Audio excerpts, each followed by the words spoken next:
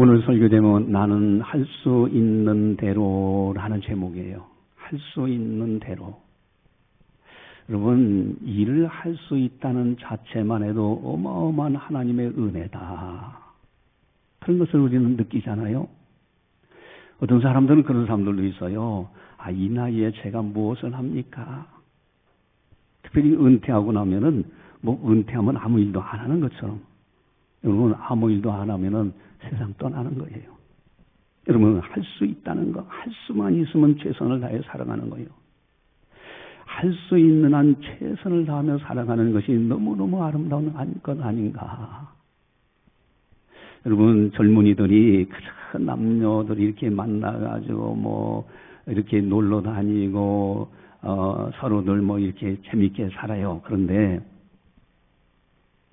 아무리 그렇게 재밌게 살아도요, 막상 결혼 대상자를 구하는 거 보면 달라요. 여성들은 남자가 성실하게 살아가는 그런 남자, 그런 사람하고 결혼하고 싶어 합니다. 또 여성들은, 남자들은 어떻습니까? 가정을 잘 사랑하면서 가정을 세우며 열심히 사는 여성, 그런 사람하고 결혼하고 싶어 합니다. 여러분, 열심히 성실하게 살아간다는 것은 너무너무 중요한 거예요. 너무 아름다운 거예요. 그러나 반면에 게으르게 살아간다. 그런 사람 좋아하는 사람은 아무도 없어요.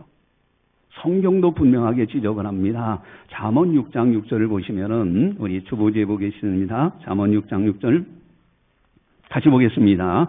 게으른 자여 개미에게 가서 그가 하는 것을 보고 오더라. 아멘. 자, 보니까 개미만 또 못하다 이거예요. 여러분, 성실하게 살아가야지. 최선을 다하면서 나는 할 수 있는 대로 최선을 다하며 살아가는 것이 아름다운 것이지, 게으르게 산다면은 차라리 개미에게 가서 좀 배워라. 여러분, 열심히 산다는 것이 너무 아름답잖아요. 그 오늘 설교 제목은요, 나는 할 수 있는 대로. 얼마나 아름다운 제목입니까? 근데 한 번쯤 생각해 보시기 바라요. 열심히 살아가는 것 같은데 방향이 잘못됐다면 어떻게 될까? 여러분, 내가 열심히 산다고 열심히 살아갔는데 이게 아닌 거예요.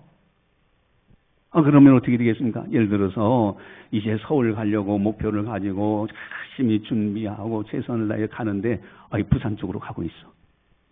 이건 낭패 아닙니까? 물론 그 정도야 가다가 잘못됐으면 돌아서기라도 하지. 그래, 인생 사라는 것이 후회해도 소용없는 경우들이 너무 많아. 다시 고칠 수 없는 상태가 되는 경우가 너무 많습니다. 이게 인생의 본 모습이에요. 여러분, 인생 잘못 살았다. 내가 지난날 그러지 말았어야 할 건데, 내가 그때 이렇게만 했더라면, 그러나 지나간 세월은 후회해도 고칠 수가 없어. 여기에 지혜자들이 있더라고요. 여러분, 지혜자들은 예를 들어서 나이가 40대라면은 50대를 살아본 사람들의 지혜를 배우려고 그래.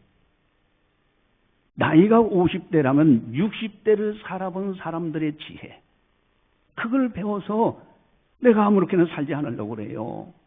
여러분, 나이가 60대라면 70대를 살아본 사람들의 지혜를 배우려고 그래. 이것이 지혜자예요. 여러분, 방향이 바르게 되고 최선을 다하는 것이 아름다운 것이다. 오늘 설교 제목은 나는 할 수 있는 대로. 나는 무엇을 위해서 살아가고 있는가? 무엇을 위해서 최선을 다하고 살아갔는가? 여러분, 가장 큰 문제는 영적으로 후회한다면 이건 큰 문제입니다. 영적으로 잘못된 길, 이건 천국과 지옥의 문제가 닥치는 거예요. 열심히 나름대로 산다고 살았는데 지나놓고 보니까 이건 아니야. 내가 뭔가 신앙생활을 한다고 했지만 방향이 없었어. 참 진리 가운데 서지 못했어. 이때 후회해도 소용없는 그때가 된다면 어떻게 되겠느냐? 여러분, 에서와 야곱에 대해서 우리가 잘 압니다. 형 에서예요. 동생 야곱인데 태어날 때 형 에서의 야곱이 발 뒤꿈치를 붙들고 나왔어요. 이게 형은 형이지. 근데 이 에서는 워낙 남자다워요. 그냥 뭐 사냥도 좋아하고 늠름하고 활도 잘 쓰고 그런 사람이야. 이 아버지에게 사냥을 해서 좋은 고기를 갖다 드리려고 사냥을 갔다가 오니까 너무 배고프고 목마르고 그래요. 그런데 동생 야곱이 팥죽을 끓이고 있어. 야, 나 팥죽 한 그릇 달라. 그랬더니 이 야곱, 꽤 많은 야곱이 그럽니다. 형이 장자인데 장자의 명분을 내게 파시오. 그러면 내가 주겠다. 아니, 장자의 명분이 이게 눈에 보이는 겁니까? 그러니까 아마 이렇게 하지 않았을까? 너가 줘. 그 야곱은요, 그 장자의 명분을 귀중히 여기고 팥그릇 한 그릇 주면서 삽니다. 그런데 나중에 아버지의 축복권을 가지고 이삭에는 아버지가 자녀들 축복할 때 야곱에게 복을 축복한 거예요. 나중에 지나놓고 보니까 이게 잘못됐어. 그래서 이 에서가 후회하며 눈물을 흘리면서 회개했지만은 회개할 기회를 얻지 못했다. 그 성경의 기록이에요. 우리 히브리서 12장 16절 17절을 한번 같이 한번 보겠습니다. 히브리서 12장 16절 17절 같이 봅니다. 음행하는 자와 혹 한 그릇 음식을 위하여 장자의 명분을 판 에서와 같이 망령된 자가 없도록 살피라. 너희가 아는 바와 같이 그가 그 후에 축복을 받으려고 눈물을 흘리며 구하되 버림바가 되어 회개할 기회를 얻지 못하였느니라. 아멘. 여기 오니까요, 망령된 자, 아예 망령된 자라. 이게 망령된 자가 없도록 스스로 살피라는 거예요. 눈물을 흘리며 구하되 내가 잘못 살았다, 이건 아닌데 라고 했지만은 회개할 기회를 얻지 못했다. 그렇게 성경은 말씀하고 있어요. 여러분, 얼마나 안타까운 일입니까? 나름대로 열심히 사는다고 했는데 잘못된 방향이라면은 이 얼마나 안타까울까. 어느 한 부자가 있었죠. 이 부자가요, 농사 질 때 풍년이 들으니까, 여러분, 농부들이요, 풍년이 들면 마음이 넉넉해져. 그제 쌓아놓고요, 창고도 부족해서 더 쌓고요, 더 만들어 더 쌓고, 이제 내 영혼아 먹고 마시고 즐기자. 오늘날 말하면은 노대책 됐다. 이 말하면 먹고 마시고 즐기자. 아마 그러지 않았을까? 여러분, 하나님의 음성이 들려져요. 하나님의 평가는 분명하게 이렇게 말씀하십니다. 누가복음 12장 20절 21절 주보지에 나와 있는데, 누가복음 12장 20절 21절을 같이 한 목소리로 같이 한번 보겠습니다. 같이 보겠습니다. 하나님은 이르시되 어리석은 자여, 오늘 밤에 네 영혼을 도로 찾으리니 그러면 네 준비한 것이 누구의 것이 되겠느냐 하셨으니 자기를 위하여 재물을 쌓아두고 하나님께 대하여 부요하지 못한 자가 이와 같으니라. 아멘. 하나님의 평가는 어리석은 자라는 거예요. 네가 준비한 건 누구 것이 되겠느냐? 뭐 저승길 하나라도 가져가겠느냐 이 뜻이에요. 여러분, 결국은요, 이 사람은요, 자기를 위해서는 재물을 쌓아뒀지만은 하나님께 대하여 부요치 못했다. 이 부자의 어리석음입니다. 여러분, 이 어리석은 후회해도 소용없어. 이미 세상 끝날 때 가면요, 끝나는 거예요. 여러분, 지난날 뒤돌아보면서 후회하지 않는 인생, 후회 없는 인생을 살아간다면 얼마나 좋을까. 어느 목사님이 이제 마지막 임종할 때 자녀들을 모아놓고 내가 후회한 것이다 라고 하더래요. 그러니까 자녀들이 아이고, 우리 아버지 목사님이 그래도 지금까지 살아오셨는데 무엇을 후회하실까라고 귀를 기울이고 했는데, 그 아버지가 그러는 거예요. 목사님이, 내가 더 복음을 전해야 되는데 그렇지 못했다. 복음 전도를 내가 더 열심히 해야 되는데 그렇지 못했다고 그렇게 후회하더랍니다. 여러분, 나는 할 수 있는 대로 최선을 다하는 건 중요하지만은 절대로 어리석은 인생을 살아서는 안 된다는 거예요.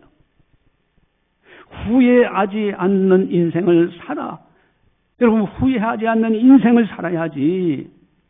후회하는 인생을 살아서는 안 된다. 그렇다면 나는 무엇을 위해서 최선을 다하고 있는가?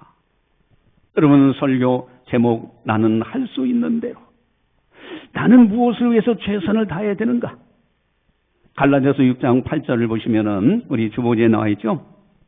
우리 갈라디아서 6장 8절을 같이 함께 보겠습니다. 자기의 육체를 위하여 심는 자는 육체로부터 썩어질 것을 거두고 성령을 위하여 심는 자는 성령으로부터 영생을 거두리라. 아멘.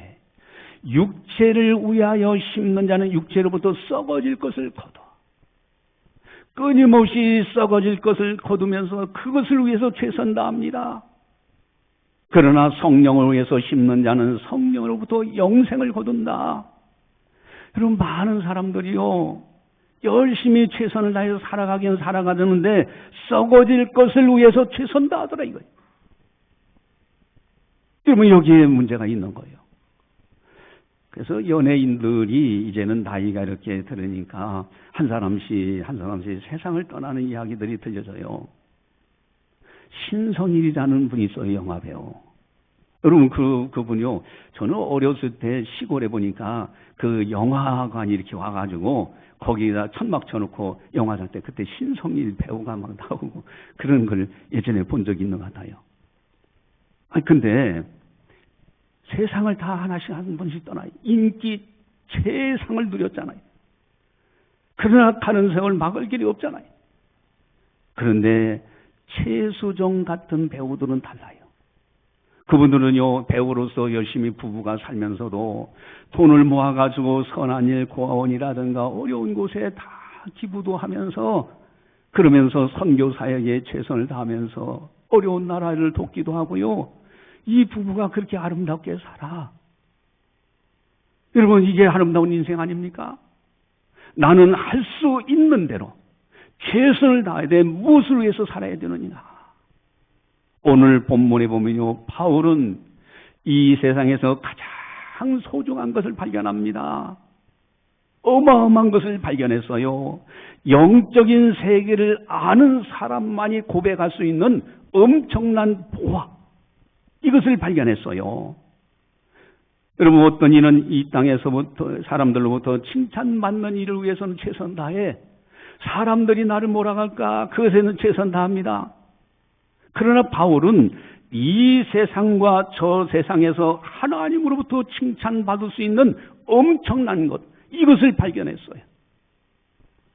그리고 그를 위해서 최선을 다했습니다. 여러분, 우리들도 그렇게 해야 돼요. 한번 따라서 하겠습니다. 나는 할 수 있는 대로 복음 전하기를 원하노라. 여러분, 복음 전하기를 원하노라. 이거는요, 아무나 발견하는 것이 아니에요. 정말 이 세상과 저 세상을 다 한눈에 볼 수 있는 사람들, 영적인 세계를 아는 사람만이 발견할 수 있는 보화 중에 보화가 나는 할 수 있는 대로 복음 전하기를 원하노라. 그 어느 선교사님은요, 이제 병원에서 치료받고 그러면서 이제 마지막 이렇게 하는데 그 속에서 그저 오는 사람마다 간호원한테, 의사한테, 자기를 문병 오는 사람들에게 계속해서 복음을 전하는 거예요. 여러분, 이게 영적인 세계를 아는 사람의 놀라운 비전이고요. 정말 아름다운 것이 소중한 거예요. 여러분, 이렇게 복음 전하기를 원하노라. 그리하면은 하나님의 놀라운 복을 받아요. 첫 번째 복음은요, 마태복음 6장 31절 33절에 나오는데 우리 주보지에 나와 있습니다. 마태복음 6장 31절 33절 같이 보겠습니다. 그러므로 염려하여 이르기를 무엇을 먹을까 무엇을 마실까 무엇을 입을까 하지 말라. 이는 다 이방인들이 구하는 것이라. 너희 하늘 아버지께서 이 모든 것이 너희에게 있어야 할 줄을 아시느니라. 그런즉 너희는 먼저 그의 나라와 그의 의를 구하라. 그리하면 이 모든 것을 너희에게 더하시리라. 아멘. 이방인 정도의 차원에서 살지 말라는 거예요. 그들은 끊임없이 썩어질 것에서 무엇을 입을까, 마실까, 무엇을 이제 먹을까, 이런 것에만 집중되어 있어요. 그러나 너희들은 먼저 그의 나라와 그의 의를 구하라. 하나님의 나라와 하나님의 의를 구하라. 그리하면 이 모든 것을 아시는 전지전능하신 하나님께서 아시고 때를 따라 더해 주신다고 약속하십니다. 여러분, 거기에 심지어는 예화까지 들어줍니다. 공중에 나는 새를 보라고. 새가 자기를 위해서 곡간을 쌓아놓지 않아요. 그러나 하나님은 먹이시잖아요. 그러면서 하시는 말씀이 너희는 이것들보다 귀하지 아니하냐. 여러분, 복음 전도로 해서 최선 다하는 사람이 굶어 죽었다는 소식은 한 번도 들은 적 없어요. 또 드레비는 백합화를 예를 듭니다. 백합화를 봐라. 여러분, 그 스스로 길쌈을 하고 그렇게 하지 않아도 겨울을 나게 하시고 다 하나님께서 입히시고 살아가게 하시지 않느냐? 하물며 너희일까 보냐? 예수님이 직접 하신 말씀이에요. 나는 할 수 있는 대로 복음 전하기를 원하노라. 하나님은요, 때를 따라 도와주십니다. 또한 놀라운 축복이 있는데 디모데후서 4장 7절 8절입니다. 우리 주보지에 나와 있는데 디모데후서 4장 7절 8절 같이 봅니다. 나는 선한 싸움을 싸우고 나의 달려갈 길을 마치고 믿음을 지켰으니 이제 오르는 날을 위하여 의의 면류관이 예비되었으므로 주 곧 의로우신 재판장이 그날에 내게 주실 것이며 내게만 아니라 주의 나타나심을 사모하는 모든 자에게도니라. 아멘. 나는 선한 싸움을 싸우고 나의 달려갈 길을 마쳤다. 나는 할 수 있는 대로 최선을 다해서 믿음을 지켰다. 복음 전하는 사명 감당했더니 의의 면류관이 예배되었다. 여러분, 아름다운 천국에 들어갔을 때 주님으로부터 칭찬과 상급과 면류관 받는다. 이거 어마어마한 거예요. 바울은 그것을 알아요. 그래서 고백합니다. 나는 할 수 있는 대로 복음 전하기를 원하노라. 여러분, 영국의 윌리엄 캐리라는 분이 있는데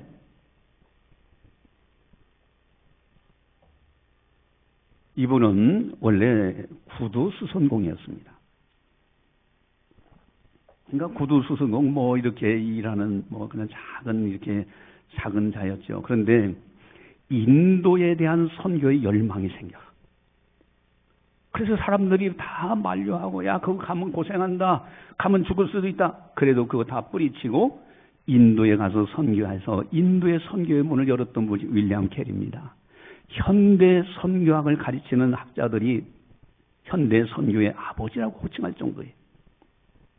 아마도 이분이 천국에 갔을 때 의의 면류관, 하나님의 놀라운 면류관을 받았을 겁니다. 여러분, 나는 할 수 있는 대로 복음 전하기를 원하노라.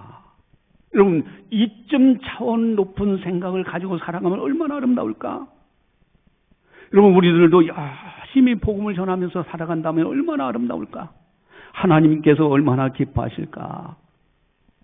그렇다면은 바울은 왜 이 복음 전도를 위해서 최선을 다할 수 있었느냐 이거예요. 도대체 무엇 때문에 바울은 이 어마어마한 진리를 깨닫게 되고 그리고 그것을 위해서 최선을 다하면서 나는 할 수 있는 대로 복음 전하기를 원하노라 이렇게 고백하면서 최선을 다했을까? 첫 번째 하나는요, 14절에 나와 있습니다. 우리 14절 같이 함께 보겠습니다. 14절 같이 봅니다. 헬라이나 야만이나 지혜 있는 자나 어리석은 자에게 다 내가 빚진 자라. 아멘. 여러분, 내가 빚진 자라는 거예요. 모든 사람들에게 내가 빚진 사람이라는 거예요. 어느 누구에게나 내가 빚진 사람이라는 거예요. 바울은 철저히 빚진 자의 개념을 갖고 살았어요. 여러분, 우리들도 빚진 자의 개념, 나도 빚진 자랍니다. 모든 사람들에게 그런 개념이 있습니까? 그걸 느끼냐 이거예요. 여러분, 이 빚진 자의 개념은 세상에서 돈 빌리고 돈 이렇게 갚고 하는 그런 개념이 아니에요. 내가 누군가로부터 신세를 줬어. 그런 개념입니다. 내가 저 사람한테 내가 엄청난 신세를 줬어. 그럼 뭔가 갚아주고 싶잖아요. 이게 빚진 자의 개념이에요. 좀 더 나가면은 하나님의 엄청난 은혜를 받았다는 개념입니다. 하나님의 은혜로 내가 구원을 받아서 이 어마어마한 은혜는 눈물을 흘려도 다 갚지 못하는 은혜. 영원토록 찬양할 찬송의 제목이 하나님의 은혜로 내가 구원받았다. 이 빚진 자, 이 개념이에요. 여러분, 예를 들면은 그 하나님의 은혜로 우리가 구원받았다, 빚진 자다라고 하는 것을 여러분들이 느낄 수 있는 예화를 한번 들어보면요, 그렇습니다. 예를 들어서 가정을 해보자 이거예요. 가정. 아니, 내가 연못에 빠졌는데 내가 허우적대 막 그냥 죽어가고 있어. 지푸라기라도 잡을 심령이에요. 누구 좀 나 좀 살려주세요 하고 막 소리 지르는데, 근데 그 뚝에 있는 한 사람이 조만한 구명보트나 구명조끼가 있어서 그걸 던져줬어요. 근데 내가 살아났어. 여러분, 얼마나 감격스럽겠습니까? 그런데 내가 이렇게 보니까 다른 사람이 그 연못에 빠져서 허우적대고 있어. 나 좀 살려주세요 하고 막 외치는데 옆에 구명보트도 있고 구명조끼도 있어. 근데 안 던져져. 여러분, 이거는 얼마나 악한 사람이 됩니까? 이게 빚진 자의 개념이에요.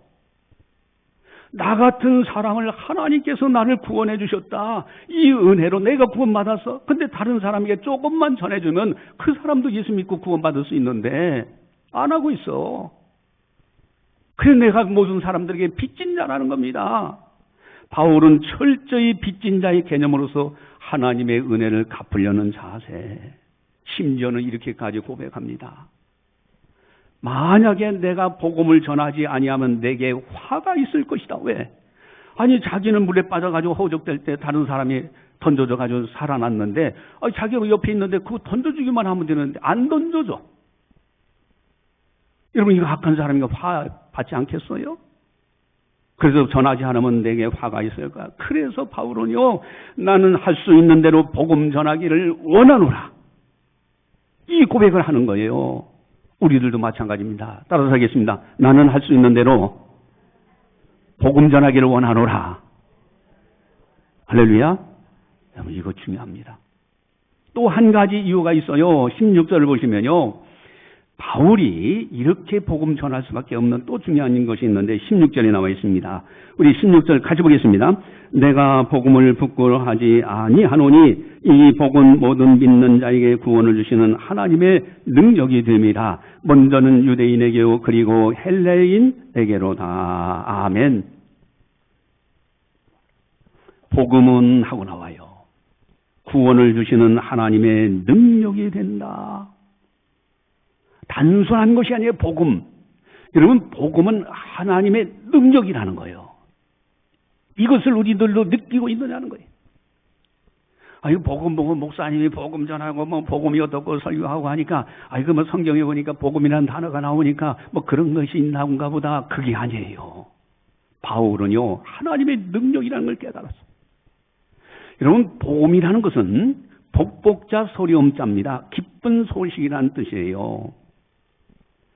여러분, 이 세상에서 가장 기쁜 소식이 뭘까요? 한번 생각을 해보세요. 여러분, 인간에 있어서 가장 최대 문제가 있어. 인생을 살아보면 여러 가지 문제들이 발생하집니다. 그 가운데서도 인간이 해결할 수 없는 가장 큰 문제가 있는데, 이 세상과 저 세상을 갈라놓는 죽음의 문제는 역사 이래로 어느 누구도 해결 못했어요. 오직 예수님의 부활로만 해결되는 거예요. 부활로만 천국 가는 길이 열려져요. 이게 복음입니다. 또 한 가지 인간의 최대 문제가 있죠.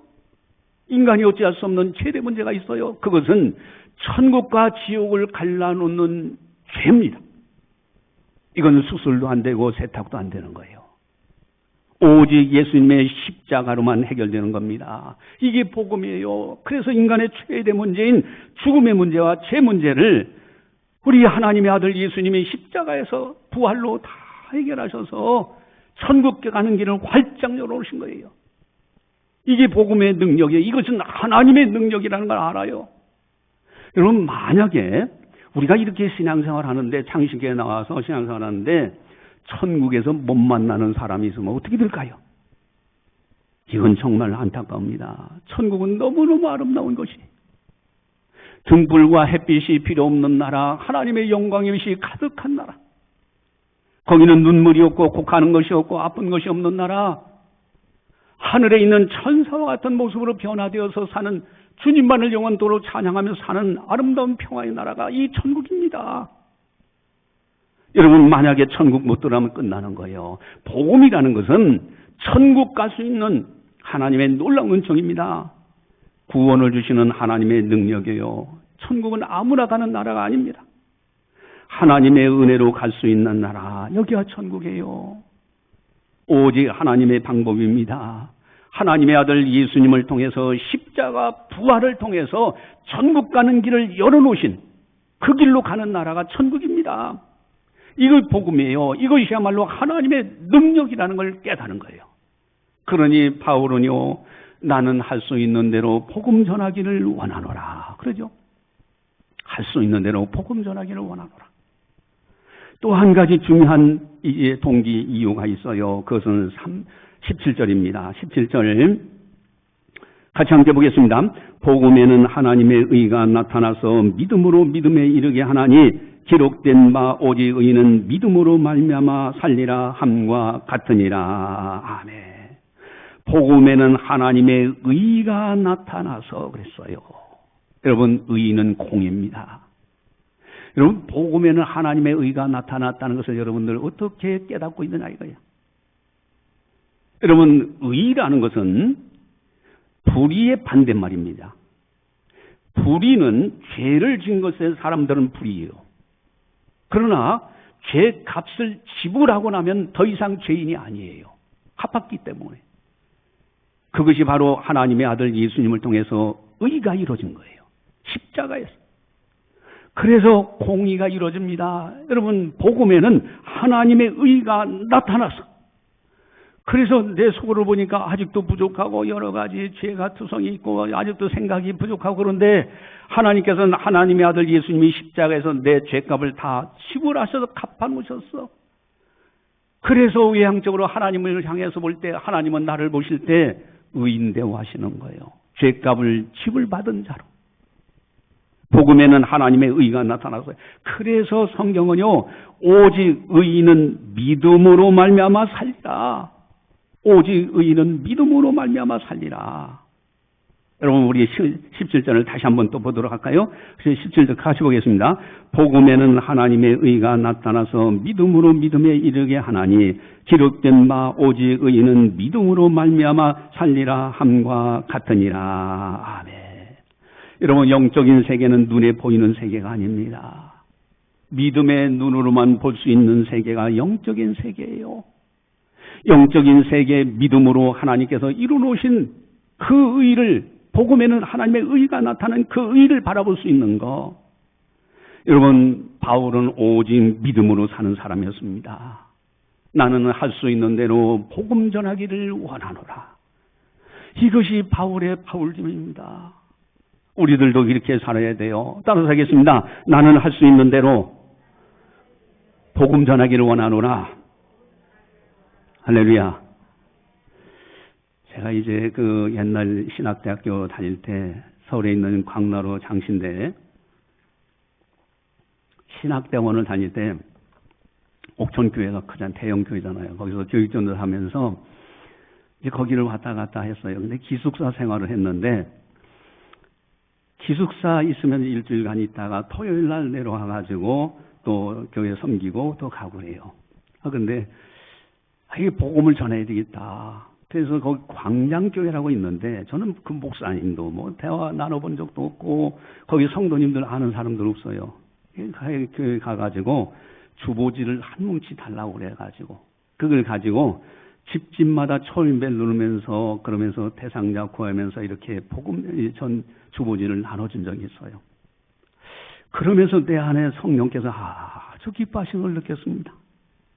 그러다가 나중에는 이제 우리 옥천교에서 서리집사, 교육전도사, 부목사, 전임전도사, 부목사까지 하고, 그리고 서울로 이제 사역하러 올라가게 되는데, 이 옥천교에서 전임전도사 시절에, 근데 교구 맡은 교구가 얼마 가장 안 돼. 그렇다고 놀 수는 없잖아요, 사역자가. 그래서 우리 이제 권사님들, 집사님들 나오라고 해가지고 같이 집집마다 초인벨 누르면서 대화 나누는 거예요. 그랬더니 어떤 분은요, 우리 딸이 대전에 사는데 교회 잘 다녀요, 그래. 이 집은 하나님께서 택한 가정인가다 하고 체크하고요. 그렇게 해서 쭉 모으니까 상당수가 모아졌어요. 그리고는 주일 끝나고 나면은 그 집에다가 주보지를 갖다 줬어. 그러면서 또 초인벨 누르고 대화하고 했더니 열매가 많이 맺혀졌습니다. 그러니까 담임 목사님이 군 대령 출신이었어요.